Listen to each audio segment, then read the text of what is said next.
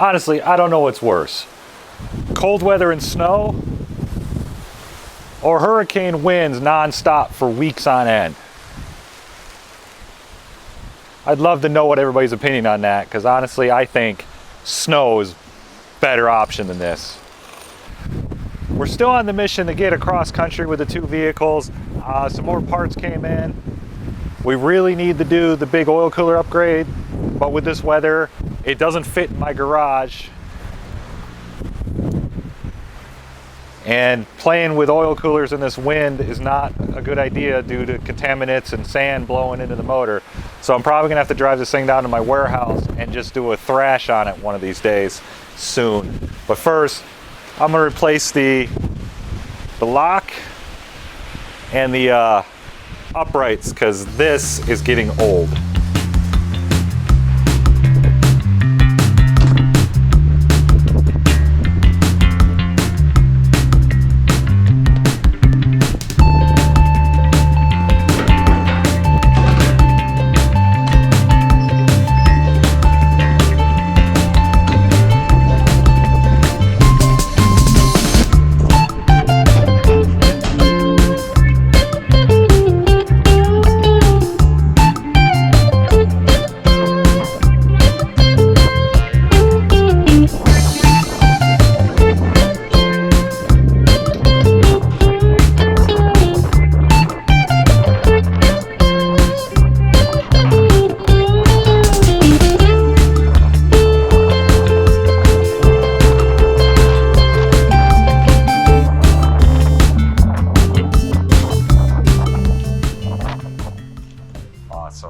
Now we're just going to change out this lock.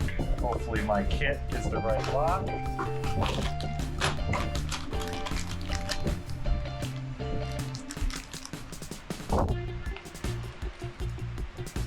Oh, that's riveted on, isn't it?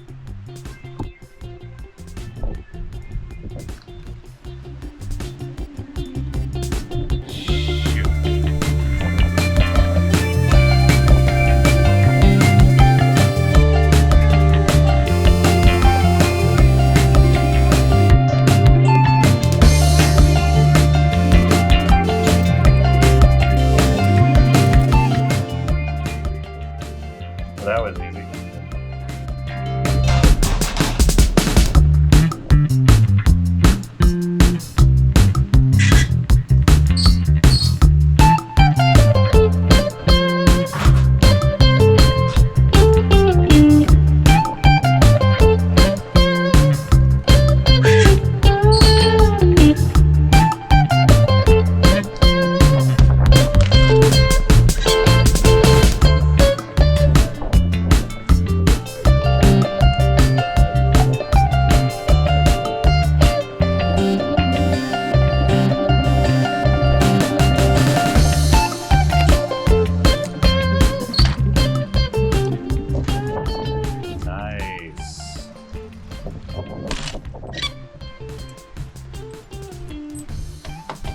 Cool. That was about $40 worth of parts to restore this really nice, pretty much back to the factory spec. Obviously, it's still pretty easy to break into this. It's like a gentleman's lock. It's to keep honest people honest. It ain't keeping criminals out. Good. We can finally check one project off the list. On to the next one. Continuing with our, I'm calling it the reverse Beverly Hillbillies. We're trying to get from California to the Midwest. No Texas tea, no black gold involved in this.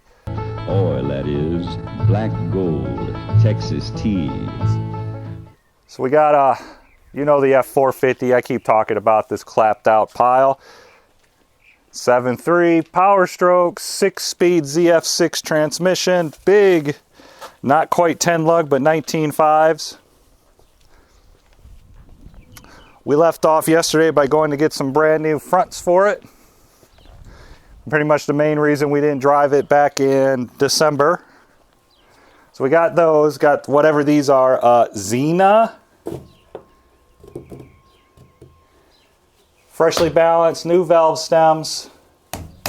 The tires themselves were only $130 a piece, but after everything was mounted, these ended up costing us $470. So definitely going to invest in the tooling to do 19.5s ourselves, that's for sure. I mean, they charge $32 a tire just to balance them. Nuts. I guess I could have just threw beads in it, but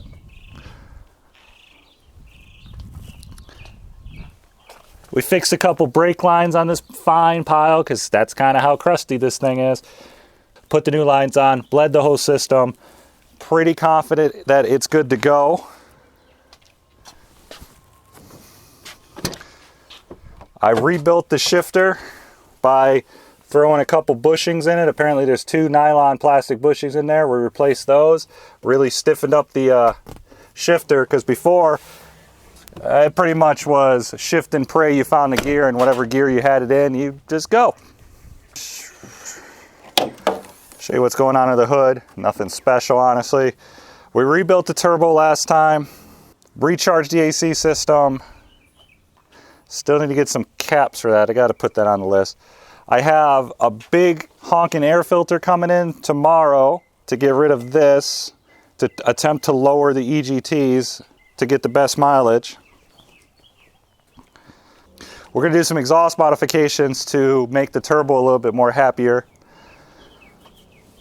And because I'm trying to get as much stuff across the country as possible for as cheap as I can, we're adding this structure thing, you know, like a camper shell. But since this is a flatbed with these weird toolboxes, and I actually have the keys for these toolboxes, so I don't want to take those off. So we just use some 2x3 from Home Depot. This is pretty much the structure. I think we're probably going to get some 2x4s for the top to make it stronger. Or you know what, we'll just do the 2x3 sideways. I'll see what he wants to do about that. Come up with a door, and then, because these are the new lights for the shop, I really want to get those across country. Got the spare 7.3 Power Stroke engine. Not quite sure why we're taking that. And then once that's in there, the tire's on, this thing's pretty much ready to roll. Then we have to put our attention toward the gold 2006 6-liter truck, because that's had none of the bulletproofing done to it, and it still won't. I'm just going to do some more maintenance items. We're going to put a Mishimoto oil cooler on it. I'm going to upgrade the front speakers. I know, not that big of a deal. And I'm going to rotate the tires, because the front end needs to be rebuilt, but I don't want to do that out here because, one, it costs too much, and I have bigger equipment in Michigan to deal with it. And honestly, I could just take it there and leave it and not worry about that truck for another year or two. But we're going to get back at this, see how far we get today. This should be a rolling driving truck by the end of the day. If not, we're doing something wrong.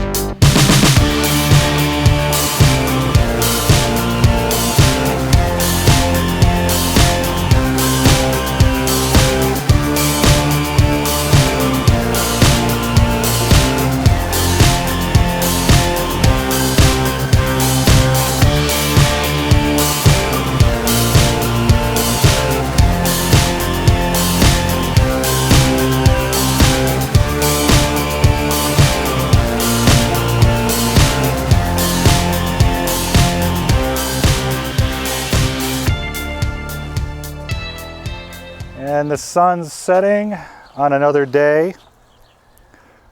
We got a lot of work done today. Sort of.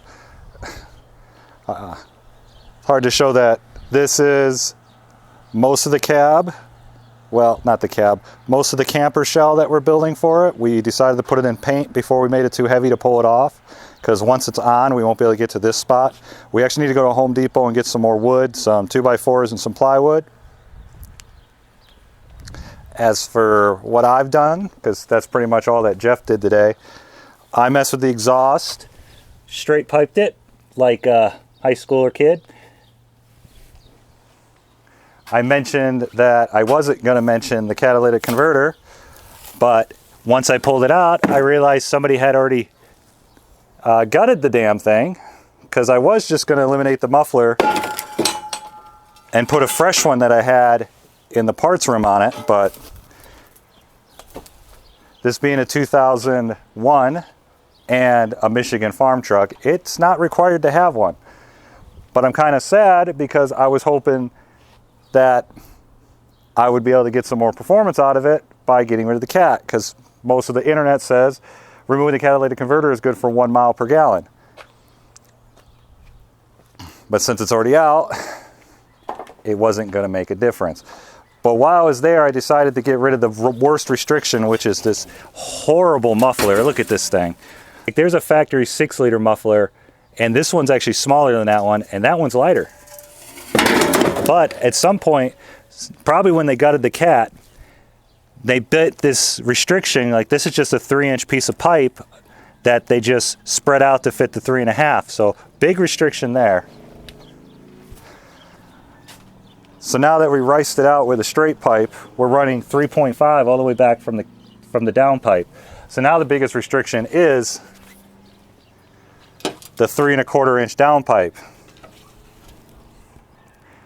Which, if I wanted to spend more money, I could easily order that, but I can't actually get that shipped to my address being California. So if we keep this truck around, I'll eventually order one. I want to order a tuner for it, but I need to stop dumping money into it right now because I want to work on the shop in Michigan. So once we get the camper shell on, oh, we mounted the tires. Yep, there they are. We actually have chrome aluminum hubcap things that we'll put on once we get 100 miles on these, so we can retorque the tires before we put them on, because they're kind of a pain in the ass to take on and off. We should have just sandblasted the rims and painted them black. But again, don't want to keep working on this thing, want to just get it on the road. So now we're going to clean up, close the doors, go to Home Depot, and get some more wood. And then finish this up tomorrow, and we can call this truck completed. And then we're going to put our attention toward the 06 6-liter, which is going to be a mess and the most expensive of everything. Then after that, we get on the road and see which one gets the better mileage. The 4x4 6.0 or the giant heavy 2-wheel drive 6-speed 7.3. So far, what we've already done, we already know that they get about the same. So, oh, and we got to figure out what trailers to hook up. I guess it's time to finally start working on the 06, doing the worst project that we could do before we hit the road, and that is dig way down into this motor in this general direction, more like down closer to here, to get the oil cooler replaced, and find all kinds of other problems on the way down that we are not gonna fix. So we are just doing the oil cooler. That's it. Doing the oil cooler. Okay, well, I'm doing the oil cooler, replacing the turbo feed O-rings, and replacing this nasty looking turbo coupler. Looks like somebody's already done the EGR valve, and replaced the boost tube there. I don't know, this has just been, whoever had this before us was doing the bare minimum of maintenance. Whatever failed is what they replaced, and that is the worst attitude to have with a 6-liter Ford, which is kind of what my attitude is toward it now. Well, the oil cooler hasn't completely failed yet, but the deltas are too out of spec, so we're replacing it now.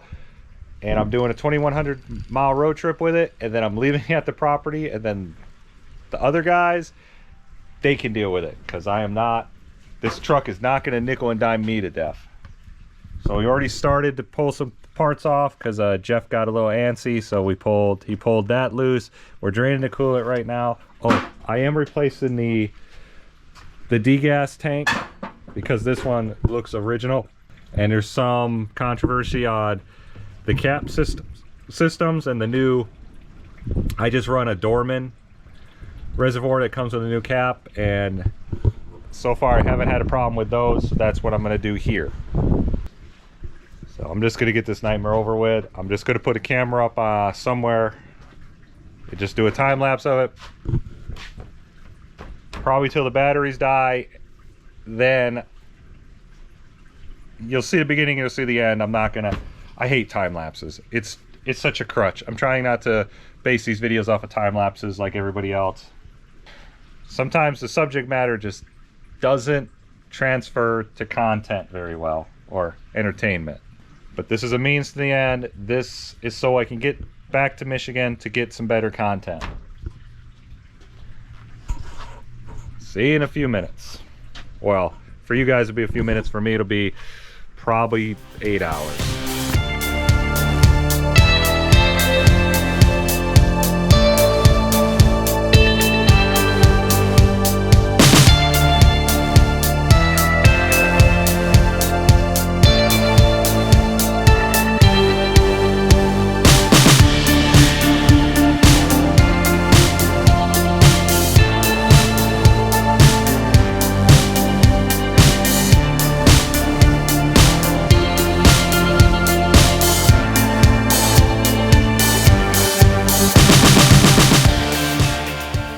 It is now night. Crickets are chirping. Been at this like 7 hours. Started at noon. It's like 8. I took a lunch break in between there. But we have it all tore down and all cleaned up. I forgot, because I've never actually just done an oil cooler. I usually do a turbo rebuild and an EGR replacement. So I thought I could sneak the cooler out without taking the turbo and the EGR cooler out. I was wrong. I was so wrong. But it's out now, and this is hands down the grossest, dirtiest running 6-liter. Actually, even non-running, this is the grossest 6-liter I've worked on yet. But got the I don't know, what do you call this thing? The case all cleaned up. This is the part that's buried the most, and then you got this assembly that goes on top, and this is where the oil filter assembly goes. And then the cooler goes in there, which is draining right here. Which amazingly looks like, actually I'm 99% sure that is the original Ford oil cooler that came in this truck, and this truck has 100,000 miles on it, which I think all the oil coolers need to be replaced every 60,000. Doesn't matter, or you just watch the deltas. But if it's a factory truck, a good way to keep these motors running forever is to replace the oil cooler and look for issues on your way down to the oil cooler. I didn't really find the issues, except when I pulled this out, it looked like that, which is, I'm not going to put it back in because it's dirty, but it goes right there, and that's the sump that feeds the high pressure pump. I've never seen one blown out or discolored. So that's bad. It meant the pump was using unfiltered oil, which I'm sure it did no damage. Luckily, the new kit comes with a new filter. You see it right there. And this is the first time I'm using a Mishimoto kit. I usually use Dorman, but I got a really good price on this. And the Dorman ones went up in price, so I got this for about $100. And since I don't care that much about this engine, we're going to try that one. So I'm going to slap it in, get this thing back together. Of course, didn't realize I had to pull the intake too, so I went and bought a really expensive intake gasket set, but now I know it's going to be sealed. And I think I found one of the big ass leaks that this engine had. It was leaking really bad right there.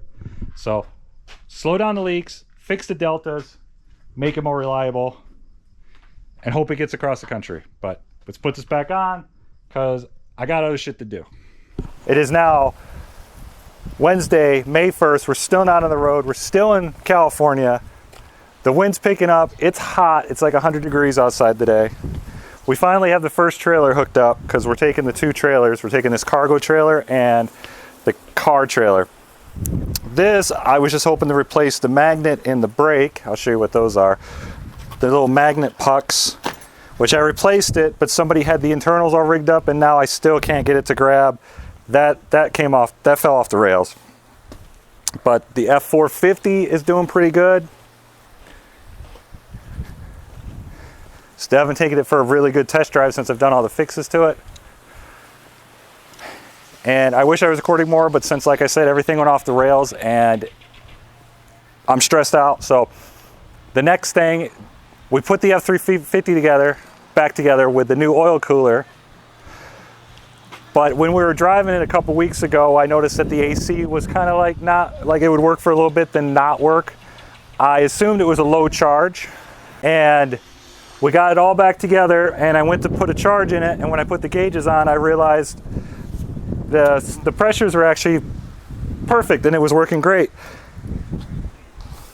And I shut the engine off, it started back up, and then the AC stopped working. So after a little diagnostics, I hit the compressor clutch down here with a crowbar and it popped on, which means the clutch is weak, the magnet's weak, and the air gap's too big. So now, as you can see, it's tore back apart again. Damn it. So now we're trying to make the decision if we're just going to replace the clutch or the whole compressor. I overnighted all the tools for that, and I'm getting ready to pull the compressor off just to see how big of a deal it is. But I know they keep the clutch in stock at the parts store and the AC compressor in part stock. So hopefully, well, I would say hopefully this is the last problem with this truck, but it might be the last problem with this truck, but now we have the problem with the trailer, and I haven't even touched the car trailer yet. So, getting there, I guess. So we have the compressor off the truck. Well, sorry, we didn't take the compressor off. Here is a compressor off of a Ford Explorer just for mock-up. Well, just for show. So like I said, we decided to replace the clutch assembly, which is, you know, this is the part that was not activating. So you got three pieces. You got the hub.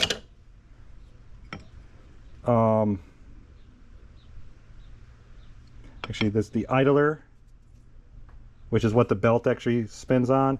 And then you got the main clutch, electric magnet clutch, which is, this is actually what went bad on it. So this one is a unit that has like 100,000 miles on it. Doesn't look too bad. Here's the one that came off the truck, and you can see it's wore down to the rivets. I've never seen one this bad, and it's covered in, you know, diesel fluid. So I'm sure it was slipping because of the oil that got dripped onto it and eventually failed on, luckily me. After going to every parts store in town, I managed to come up with this 4 Seasons. Well, they call it Compressor Works, but the part number cross-references to a 4 Seasons. And you can see this one looks nice and flat and shiny with a nice NSK bearing in it. Came with all the right parts with the shims and this nice little diagram. You have to pay attention to the air gap right there, the armature air gap, which is the free play between the plate and the hub assembly. Because if it's too big, the magnet won't grab, which is what's wrong with ours. And if it's too tight, obviously it'll overheat and not shut off the AC. And eventually blow your compressor out. I've had that happen before too. So it comes with a couple washer shim things. So I have to get my feeler gauges out and measure that. So I'm gonna slap this back together. Pretty much you hit that part on with a 2x4 and a hammer.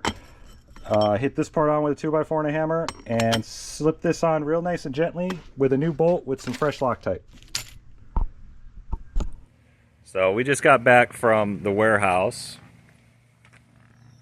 where we did a test drive of this trailer and went and picked up some goodies to take back to Michigan with us. and doing a test drive of this after the cooler, and it wasn't great. Right after we got out of the freeway, off the freeway for coming back home, it went into lit mode, and we've been having low voltage, and all I could smell is burning electrical. But here, check this out. And we get some water.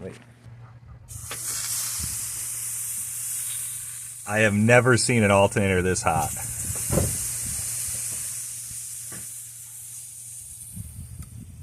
Yeah, and the lit mode isn't even related to that. According to the truck, it's fine. It doesn't care about the alternator. But apparently it's through a light for the IPR sensor right there. So I have to get one of those. So add another $200 for an alternator and $130 for an IPR sensor. Yay. This is the biggest lemon 6-liter I've ever dealt with. But the good news is the trailer seems to be doing fine. It is now Friday. I think it's the 2nd, it might be the 3rd. I don't know. We're still not on the road. We're still at my house in California.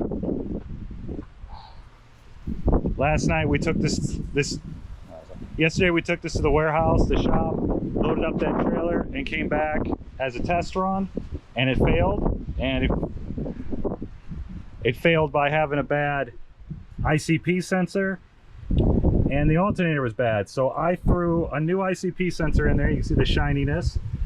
And I went and got a reman alternator from O'Reilly because I'm sick of dropping money into this truck, and I want to upgrade it to a really good alternator, but I just need something to get me, you know, to Michigan real fast. So that was the cheapest alternator I had, O'Reilly, and guess what? It's defective. It doesn't work. It kind of works. It gets 12.5 volts, so it's got to come off, and I guess I'm going to run their 140 amp alternator, which is the alternator for the dual alternator setup, but I'm just going to run the top one because the internet acts like that works. So I don't know why I'm gambling on this. I should just get the right stuff, but whatever. They're not going to have this one in stock, and I need one now. So I'm going to rip this off and go get a warranty return. Yay.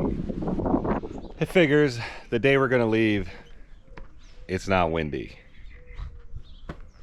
It's been windy for almost 2 weeks straight as we're loading up all this crap, rebuilding the trucks, rebuilding the trailers, and the day we're going to leave, it's not windy.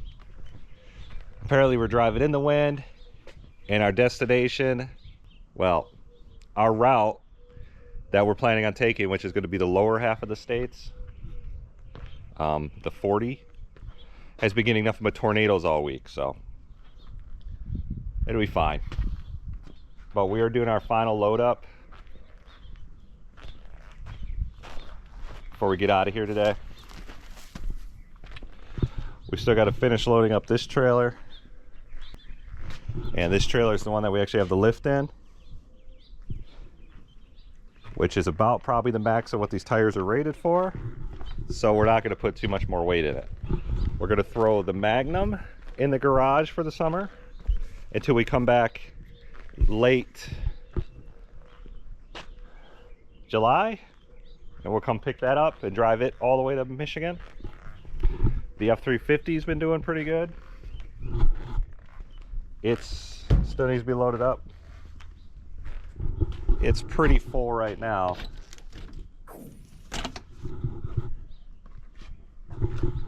We have the TI loaded up.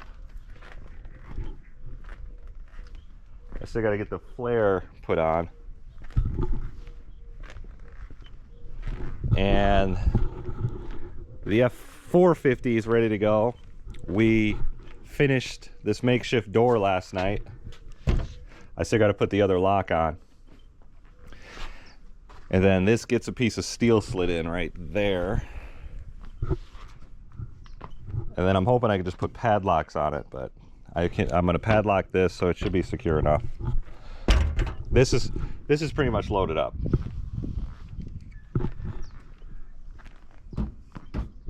So couple more hours, and then we'll be hitting the road. I'm not enthusiastic about it. Three days on the road with no plan is not great.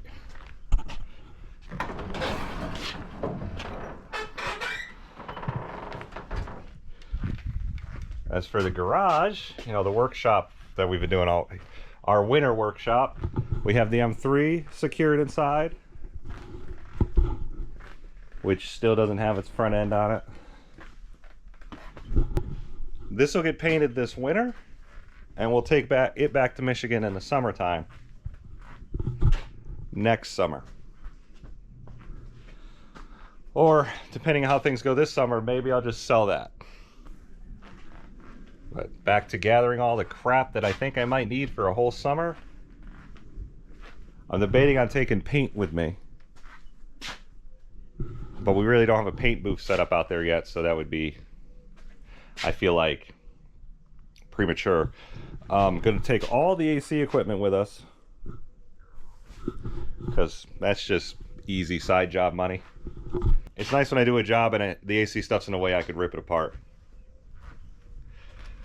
without venting the atmosphere, considering Freon is $20 a pound now.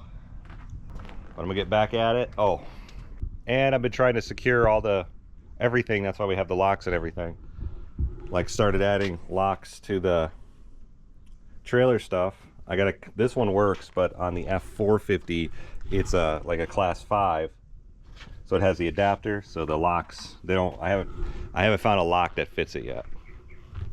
But I'll probably just put a padlock on the chains and just chain it to the truck. We're finally all packed up. It is what day is it? I've lost track of days. It is Wednesday, I think the 8th. Is it the 8th? I think so. Yeah, it doesn't matter. It's Wednesday. We're just gonna go off of days. They're predicting 100+ degrees all next week, so we're getting out of here just in time. Got the TI all loaded up, got the trailer all aired up. Trailer's nice and level. This is actually running pretty light. We have the 50-gallon transfer tank that we got to go fill up. We still got to get a pump for it before we fill it up. Truck's ready to go, tires rotated, aired up. The sketchiest vehicle we have is this trailer, because it's a single axle and we got quite a bit of weight in it. This is the one we're hauling the 10,000 pound Mohawk lift. The F450, it's there, it's all loaded up. That is crammed. We still got to put the metal bar across.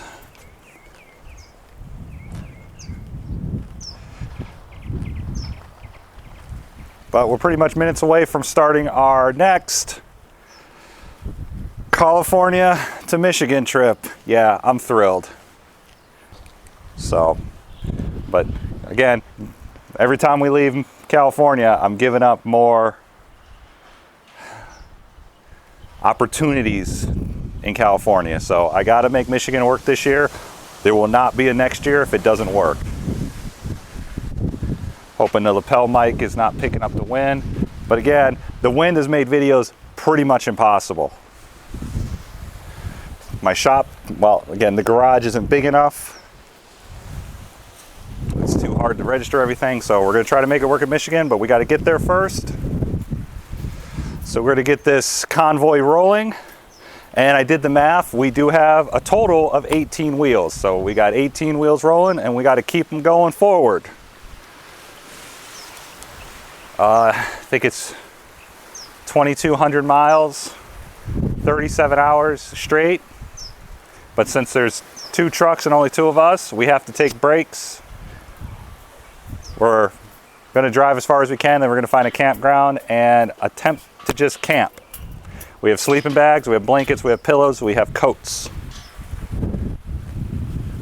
No hotels, they cost too much, and so next stop will be gas stations. Well, probably be a Walmart or something. So see you guys in a bit.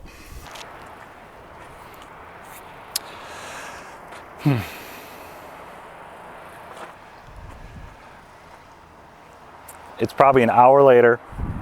We've only accomplished 35 miles. We stopped at the last gas station we could before Needles, because we're going the back way through Amboy to Vegas. So I had half a tank of diesel. That wasn't going to make it, I don't think. And we filled it up, and guess what? The 6-liter power turd decided not to start. So we actually got the whole caravan attached because we had to drag it out of the gas pump. So now I am trying to diagnose the problem. I already have the scan tool. Luckily, I brought the the Autel, I think the MD6058 or something, you know, the Autel, my really nice Autel scanner. And it had a bunch of codes, underboost codes and ICP codes. And ICP won't cause a no start. Well, it will, but if you unhook it, it'll default to about 800 PSI and fire the injectors. It'll just be running in limp mode. Well, the scanner says it's actually getting data from it, but it has a couple codes for it. And we replaced the ICP the other day. Of course, now I think about it, I don't have the tools to replace it again. But I already replaced it because it had a code for it. So the thing has 100 miles on it. But it's reading pressure on the scan tool, so I think the IRP valve is bad. The regulator, the injector oil pressure regulator is bad, which is behind the turbo on the bottom, on the top of the block, way in the back. I can't get to it. Not without tearing a bunch of stuff apart. And the thing was running hot coming up the hill, so those are all really bad signs with a 6-liter. So now we're actually in 29 Palms right by the base. The base is over there. Oh, we don't know what to do. But talking on a camera ain't gonna fix it, so I don't know what to do. Hopefully once it cools off, it'll start back up and we're probably just gonna go back home.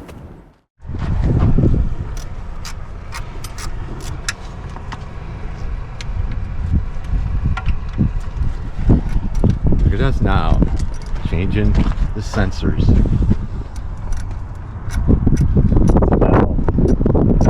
What's it called? The valve? Regulator. The IPR regulator. Well, technically it's the IP regulator, the ignition pressure regulator. Because it's probably clogged.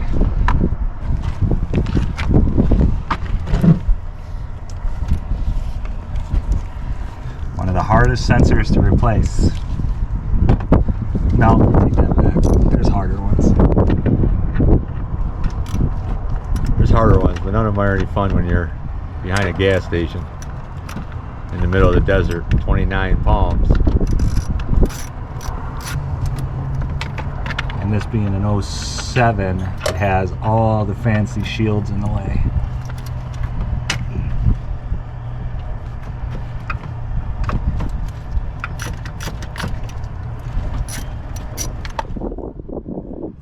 Wow.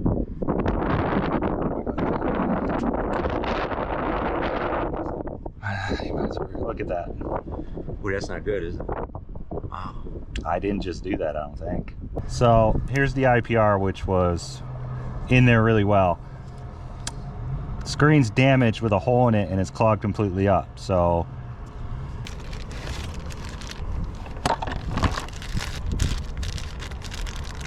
they don't go bad, they get dirty. This one has that, but that's ugly. At $300 a piece. This one looks like very nice. Look at it. Hopefully nothing got stuck in anything. It's safe to assume if you're just a parts changer, you could say that was probably bad. Yes. Which is from a lack of oil changes.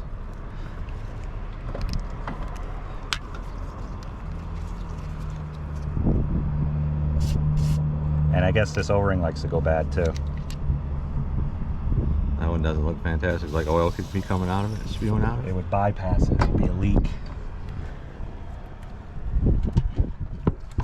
Goes way down in there. Way down in there.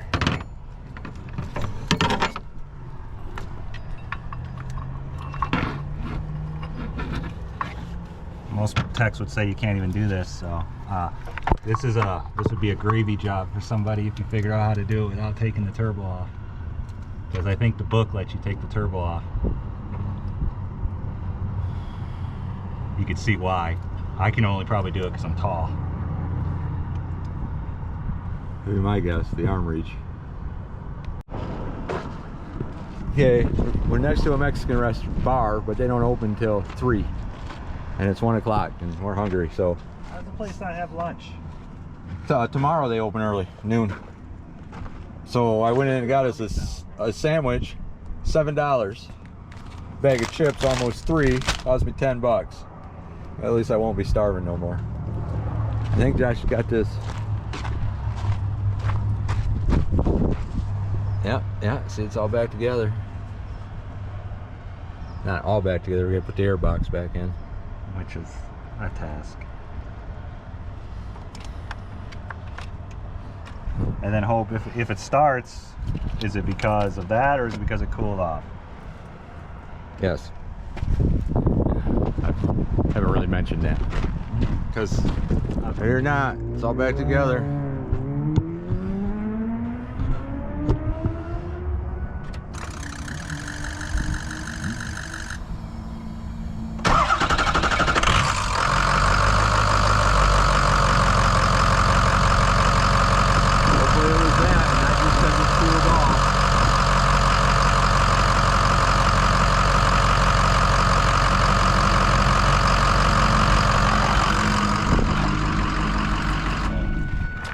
Should have cleared them first.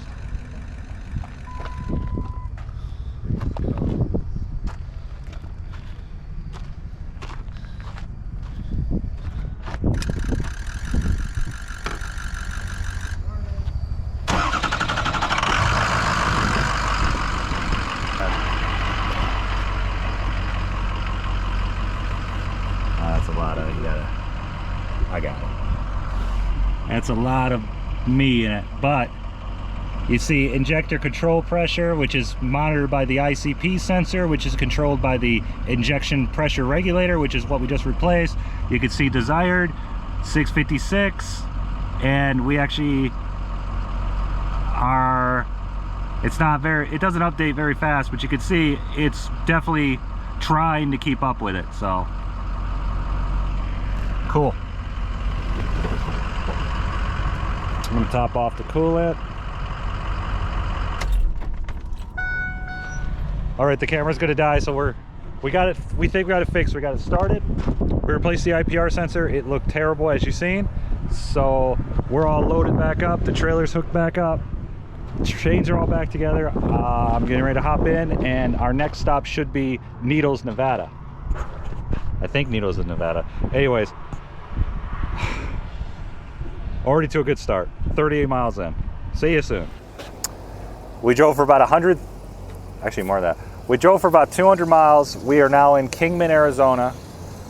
We actually stopped to eat at the Del Taco, but we ended up at the Panda Express because it turns out this was an actual Walmart parking lot, which was cool because I haven't had a chance to stock up on any supplies or snacks. So we ended up with a variety pack of crackers and cheese.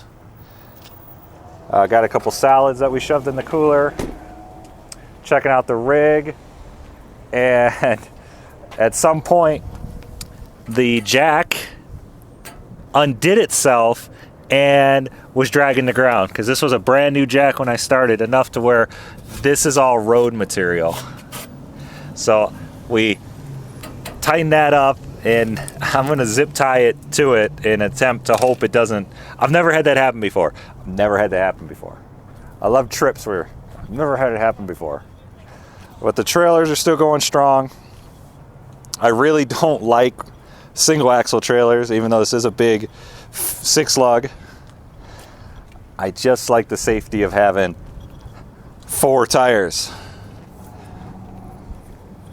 But it's maneuverable. So this thing is getting shit for mileage. The 7.3 with the 6-speed, imagine that. We filled up where we broke down in 29 Palms, and he's using the rear tank this is only a single tank truck, but you know, they're both Super Duties.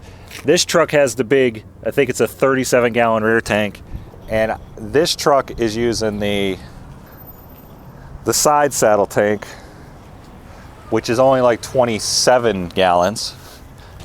But I'm at a little over half a tank, and he says he's almost at a quarter of a tank. So that's actually why we get off, because he had to get gas. So we're gonna go find a gas station. I'm gonna top this off, and I guess we're just gonna go off of the F450's gas mileage. Well, I'm not gonna go off its mileage, but when he needs to fill up, I'm gonna fill up. But back to getting our asses on the road, moving forward. Still don't have a plan. We bought a tent. That's right, we did. We bought a tent. We bought a 3-person tent, the cheapest tent Walmart had. So $29.97. I might just put it on the roof and sleep in it tonight or in the morning. Probably gonna drive all night, because I'm pretty sure I got one night, all-nighter in me, and then see how far we get the next day. But because plans are for chumps. See you at the next stop. But hold up, I wanted to see if this thing started for you guys. Because remember, it didn't start at the gas station.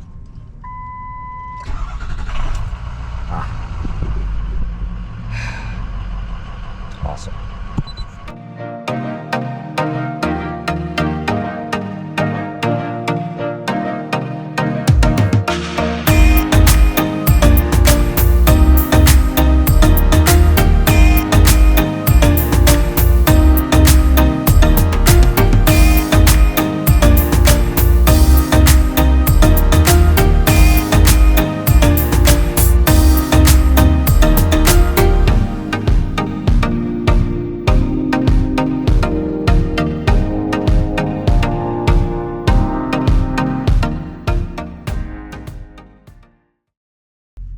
Well, it's 5 o'clock, Thursday, 5/9. We drove till about 11 o'clock last night, and after the breakdown, we lost so much time that we just pushed forward as much as we could. We gave up on trying to find a campground. We ended up at a 1-9 truck stop place, or the Hellbrook Travel Center. I ended up just crashing in the back. Got Jeff over there, he crashed at the front of the truck.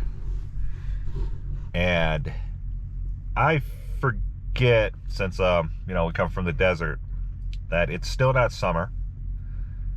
So it's cold. It's probably like 40 degrees outside. And I just couldn't sleep no more. So I'm waiting for Jeff to get situated, and then I'm gonna force myself to get out, check the trailer, make sure nobody screwed with it last night, and then we're gonna get back on the road. I'm hoping we can get about 500 miles in today, so that right now we're about 500 miles into the trip. So we'll be 1,000, which isn't even quite half. And then we'll have to stay on the night somewhere. And we'll probably just push ourselves a little harder tomorrow. And hopefully make it there. So we'll be in Michigan about really late Saturday or early Sunday. But like I said, I'm going to force myself outside to check the trailer, and then I'm going to try to find some breakfast. The next stop's probably going to be Albuquerque. So, see you in Albuquerque.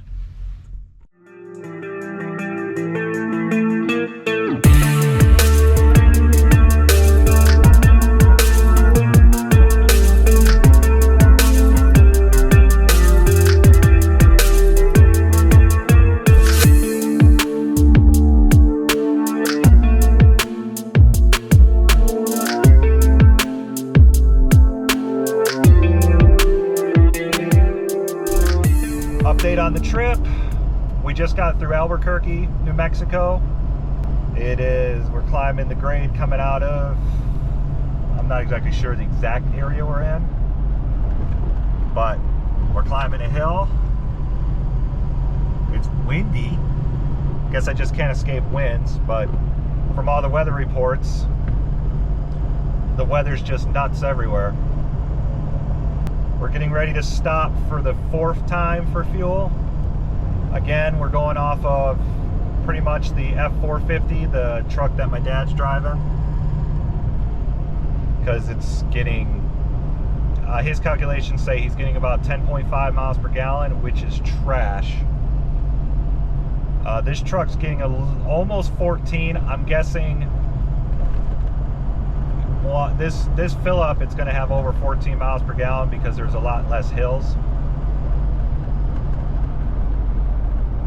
But I thought about making this video of a 6-liter Power Stroke versus a 7.3 Power Stroke, but the two trucks are not exactly apples to apples.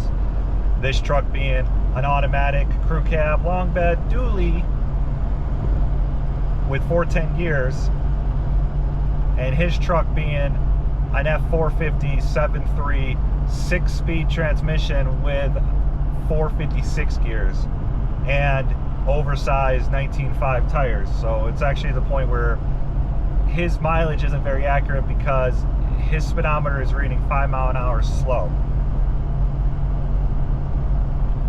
But he has a bigger tank than me, and I'm filling up at half a tank and he's filling up at a quarter tank. The last gas tank we did, I was able to go 233 miles on it, so that's not great. How about an update on what we're actually planning on doing this summer? First, getting our asses to Michigan, since the California thing just isn't working out. Work's getting a little stagnant, and the commute is getting horrible. But that's all, again, basic knowledge of California. Michigan is not exactly the most optimal place to go to for business reasons. Mainly winter. You know, I was hoping to get out here in April, and now it's early May. We need to get there, get situated, and we really need to get a roof on that building. And if you don't know what building I'm talking about, if you're new to this channel, check about 3 videos ago, turning a thrift store into a race shop video. I know I haven't put a video up in a while because the El Camino video did so poorly that I was just... The El Camino video did bad, then the one before that, the M3 Revival video went bad, which kind of just told me that what I'm doing in California apparently is not good content. So, which is pretty much hiding in the garage because it's just been too windy this year. This is hands down the worst winter I've ever dealt with in California for rain and wind. Trying to get parts into California is just impossible. The junkyards don't want to play anymore. They've turned too corporate. I can't get good deals on parts. They're charging more than new, and some of the parts I can't get new anyway. So I can't build the cars anymore with used parts. I can barely get new parts sent because manufacturers just don't even want to ship to California because it requires extra paperwork to prove that it doesn't cause cancer. And we're bringing the drift car out with us because the whole time we were back in Michigan, the whole time we were back in California, let's see, we went back in early February and we left, May 7th. Tons of drift events went on. We couldn't get to any of them because we were just too pressed for time. The events are too crowded. It's not worth the money that they're charging for events for the little seat time that you get. And to do videos of it, everybody's doing drift videos and they're not that good. So I'm trying to use the drift program as a platform to advertise the business. Just to get cool fabrication jobs into the company, like roll cages, bash bars, engine swaps, hydraulic handbrakes, seats, the fun stuff of aftermarket automotive. I've gone to SEMA the last 5 years, but SEMA's in Vegas, so we're gonna have to go to that other trade show that they have in Ohio. I can't remember the name, it's 3 letters wrong. I'm gonna put it on the screen once I look it up. But start making contacts. There's some manufacturers that are based out of Ohio and Michigan I need to get a hold of and see if they need some help with advertisement. We seem to have flattened out.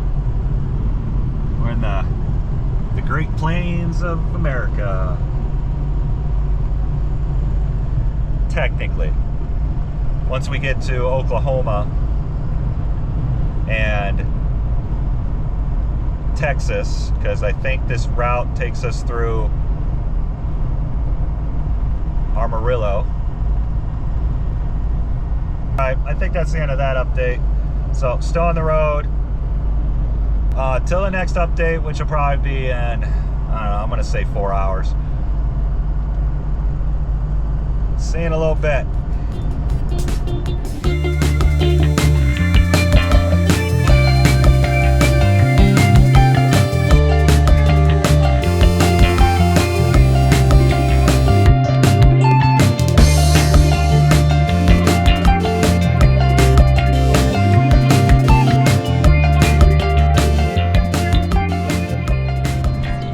We're just real quick because I want to get back on the road.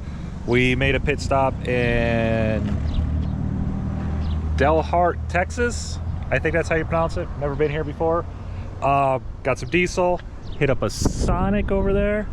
Probably a bad idea, but we're on the back roads. We're off the interstate. We're doing this to avoid the toll roads. And we're gonna take back roads to the 196 and then head straight up into Michigan. But we don't know any of the stops on this, so when we seen some diesel, we stopped and filled up. And now we're getting back on the road. Next stop is, we're gonna probably find a campground this time, for real. And set up the tent and camp, but the weather is not looking great. So, see you in a minute.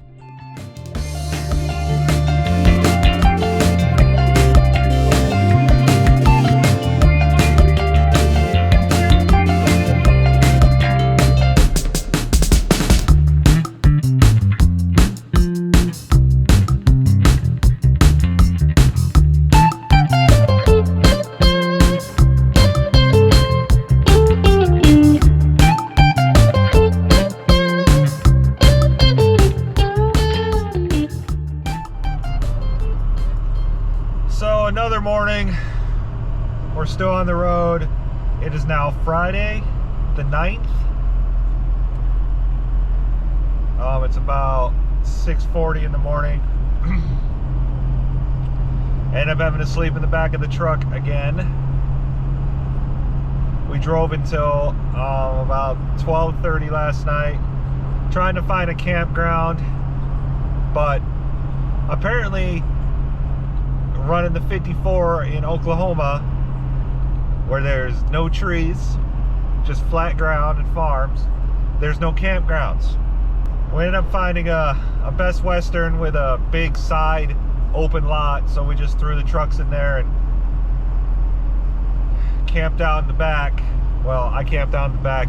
He sleeps in the front seat, since nobody wanted to pay for a room just to stay there for about 2 hours. Be nice to have a shower. Guess it's my fault. I should have planned it better, but so according to Waze, and if you don't know what that is, that's a navigation app on the phones, and if you don't know about that, you really should. It's saying we have 14 hours, 987 miles, and our arrival time would be 9 o'clock tonight, so that could easily be pushed to about midnight. But considering that in the last 3 days we've only managed about 500 miles a day. Trying to double that in one day, I don't see it happening. We're getting about 200 miles to a tank of gas, which is nuts. So we'll have to fill up 5 more times. That's 10 tanks of fuel. At this point, we don't have a choice. Just gonna keep it moving forward. I can't wait for this trip to be over. So now I'm staring at a giant orange ball. Oh, I don't know. Trying to be positive, but not much out there to be positive about today. So about 200 miles, get some food, get some more fuel. See you in a minute.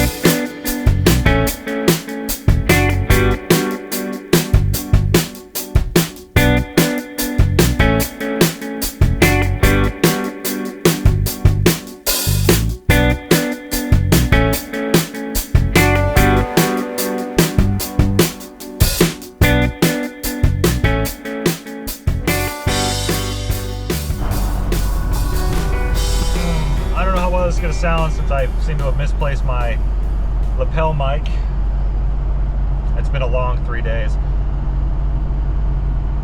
This is gonna hopefully be the last in-car video on this trip because I'm gonna lose the sun in about an hour, and we just gassed up for the 6th time. We should only have to gas up one more time. We are coming through Illinois, so the roads have gotten very flat. So my mileage has gone up to 15.8, and the F450 truck has went up from 9 to 11.5. So now we're able to do 300 miles on a tank of gas, which is cool, because that means it's actually going to use 2 less tanks of gas than I actually thought. We are currently too damn far away. This is the first thick clouds I've seen since we got on the trip, so I'm very thankful that the weather's held out. I'm sick of traffic. I'm sick of driving. So that just pure numbers, I have been in the driver's seat driving for 32 hours. But we have, I think it's a little under 400 miles to go, 6 more hours. We have to go through the Chicago area, which I was trying not to do, but I didn't realize our route was taking us right through it. The roads are just so bad. Luckily, the time works out that we're gonna go through there at like 9 o'clock, so it should be pretty empty. It's usually the only leg of the trip that has any kind of traffic, and I'm really trying to avoid traffic because Jeff is driving something with a clutch pedal, a very heavy clutch pedal. Really questioning, why are we doing this? Is this worth it? If we're moving out here, we still have, this trip is probably going to cost, with how much it took to get these trucks reliable enough, which they still weren't, it's probably around $3,000, including the gas. But damn it, we're going to be in Michigan this summer. Let's hope it's a good summer, like a light rain kind of summer. We're hoping to get there to go drifting tomorrow, but there's no way, because our ETA is showing that we're going to get there at probably 2 o'clock in the morning, so there's no way we're just going to There's just no way. But we got to get this, just like I said, we got to keep moving forward. Keep the wheels pointed east. We're actually going north right now. We're going north until we get to the 80, then we make a right onto the 80, and that's when we start going east until we get to Indiana, and then we make a right and go north up the 196 to our destination. Just gonna put on some music and just zone out. But I'm just gonna let the windshield camera go, do some B-roll, and I'm just gonna do an update when we get to the property. See you guys tomorrow, actually. Yeah.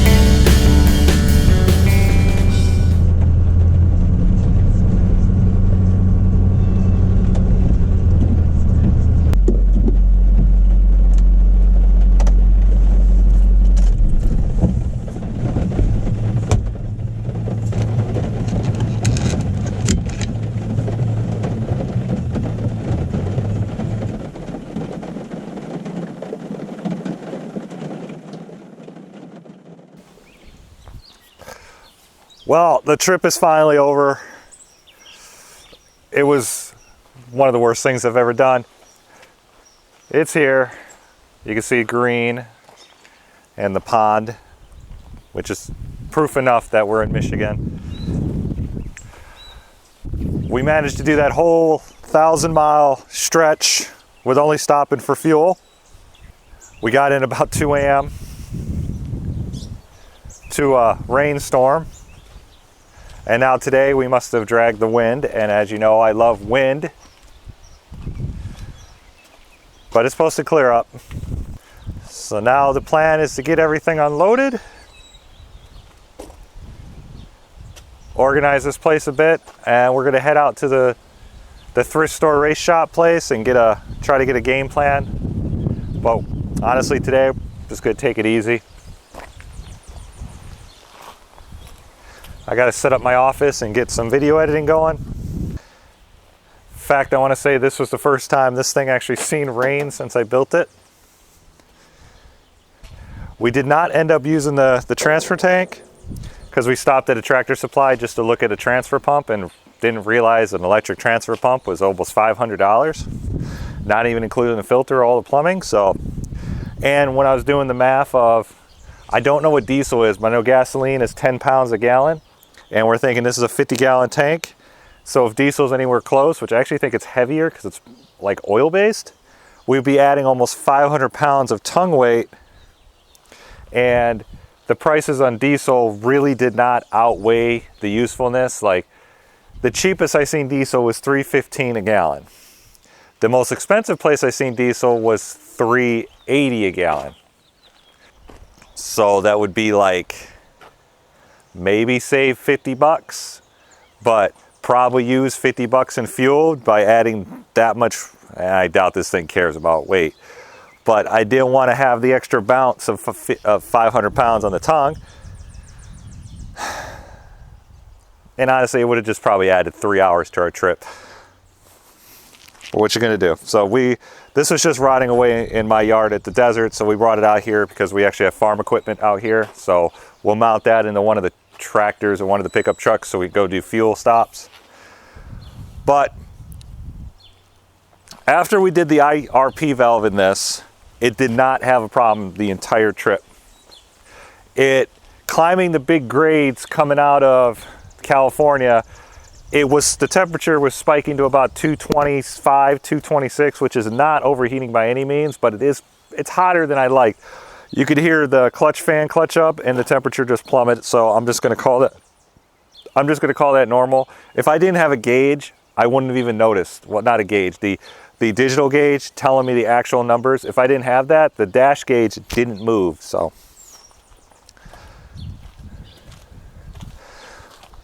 but I know the U-joints are a little messed up in the front end, so I'm glad those didn't fail. This trailer, which I'm pretty sure has a bent axle, you can see that's considerable amount of feathering. Like the inside is perfect, the outside has some issues, and you can't tell. But if you remember back in, I want to say Oklahoma, I can't remember where we were at that Tractor Supply, again, pricing out transfer pumps, but trying to figure out why the check trailer light kept blinking on this truck, because, you know, every 5 minutes, beep, check trailer, beep, check trailer. That got old. So I replaced the ground wire, well, resoldered the ground wire, made sure this was clean. It's actually got a serrated nut underneath. Added this big 10 gauge ground and added this little quickie alligator clip. And that didn't help. Didn't help. So further down the road when we got gas, I noticed this guy was loose, which is the trailer brake wire. So I pulled it out and put it back together, and honestly didn't have a problem since. Every, I don't know, hour, I'd hit a bump and it would go check trailer, and I was okay with that. So when I was under there looking at the wiring, I noticed that the dry rotting was pretty bad on these tires. Again, they're too dirty to tell. So even though I put those tires on in 2022, the desert is hell on tires. So this trailer needs another set of tires and technically an axle, but now that we're not in California with it, the tires will probably last years. So, and then we have the F450 down there. That's fine. In terms of the 7.3 versus 6 liter, the 7.3 reliability beat it just because of that IRP issue. But that thing only averaged, for the 2,100 mile trip, that thing averaged at 70 miles an hour average of 10.2 miles per gallon, which is, it's trash. That's pretty bad. But I'm pretty sure that truck has 456s and way more weight in the trailer than this thing. But it is a 6-speed, so I don't quite understand that. This surprised me at an average of 14.6. By the end, we were, you know, after we got tired, we slowed down. The thing was getting 15.5 miles per gallon. So that's, for the base truck without a trailer, this thing is 6,000 pounds and it's got 410 gears. So 410 gears with a trailer, with a 4x4, with a car on it, and this thing is completely loaded inside. 15 miles per gallon, I'll take that all day long. So I'm gonna get on with today, but I'd just like to thank you for coming along with our journey. These are my artsy videos, because I'm sure I've edited a bunch of clips together with some pretty music in the background. but I hate to waste a good road trip without taking any videos or pictures. And I mostly do the videos on the road because I'm just so damn bored. But again, thanks for coming on our journey. We're going back to the warehouse, or the shop renovation, so that should be the next clip. But until then, if you haven't yet, please leave a like, please subscribe. I read the comments, please comment, let us know how I can improve it. But until the next video, keep wrenching on your junk or keep driving your junk, because that thing's pretty junky. We'll see you in the next one.